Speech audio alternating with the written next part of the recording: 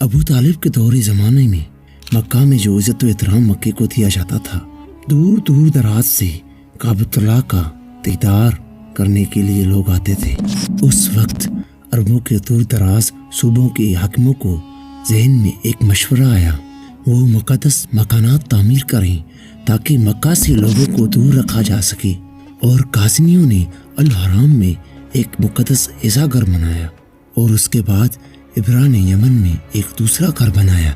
और इब्रा यमन में हबशी Ethiopian viceroy था जिसने सना में एक शानदार कितोडोर तामीर किया था और उस उम्मीद से कि वो मक्का मुकरमा को तमाम अरबों के लिए एक हज की अजीम जगह बनाना चाहता था।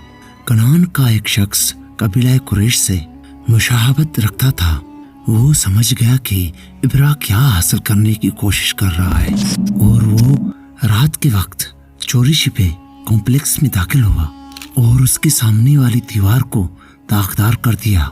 जब अरबों के इस गुस्ताखाना फेल का इल्म इब्रा को हुआ तो उसने काबे को जमीन पोस करने की 67,000 फौज की क़यादत की और उसकी फौज में कई हाथी भी शामिल थे। उसने अपने मुखालफों को रोंदने के लिए इस्तेमाल करने का मंसूबा बनाया था। कुरैश और हमसाया कबाइल ने जंग के लिए एक मजलिस मुनक़द की और उस मजलिस में लोगों ने अपनी राय दी कि दुश्मन के खिलाफ मज़म्मत की जा सके। और फिर अबू तालिब ने एक मशवरा दिया कि तमाम कुरैश पहाड़ी इलाकों की तरफ चले जाएं, काबे की अल्लाह पाक हिफाजत करेगा। और अबू तालिब के मशवरे से कुरैश पहाड़ों की तरफ चले गए और लोगों को बताया गया कि काबतुल्लाह का एक रब है जो उसकी हिफाजत करेगा। जब इब्रा वादी मैसर में पहुंचे और उन हाथियों ने जिन पर वो सवार था घुटने टेक दिए और आगे बढ़ने से इनकार कर दिया और उन्होंने उसे उसके कदमों तक पहुंचाने के लिए हर मुमकिन कोशिश की, यहाँ तक कि उन लोगों ने लोहे की सलाखों से हाथियों के सर पर मारा, लेकिन वो चट्टान की तरह रहीं। तभी अल्लाह पाक ने इब्रा का जो मंसूबा था हाथियों के लश्कर वाला, उसको खाक में मिला दिया। मगरिबी आसमान सियाह हो गया और एक अजीब सी आवाज सुनाई दी।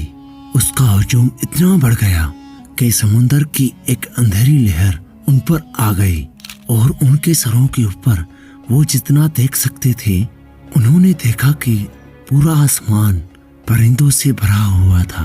और अल्लाह पाक ने परिंदे भेजे और उन लोगों पर सजील की पत्नियों से मारा गया और इतनी तेजी से उनको मारा गया कि मुल्क ज़ोरा तक उनकी चीखें गई, जैसे ही किसी जिस्म पर पत्थरी की ज़रब लगती और उनका गोश्त गलने लगता था।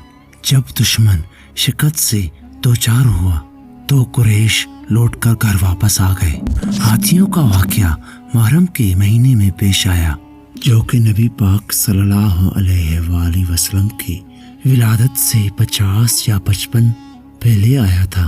और कुरान पाक में अल्लाह पाक ने हाथियों के लश्कर का वाकया भी बयान फरमाया है। क्या तुम नहीं देखते कि तुम्हारे रब ने हाथियों वालों के साथ क्या किया?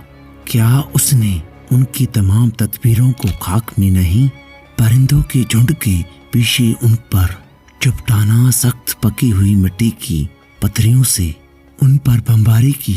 अगर हमारा वीडियो आपको पसंद आया हो तो हमारे वीडियो को लाइक और सब्सक्राइब करें ताकि अगली वीडियो आप तक पहुंच सके।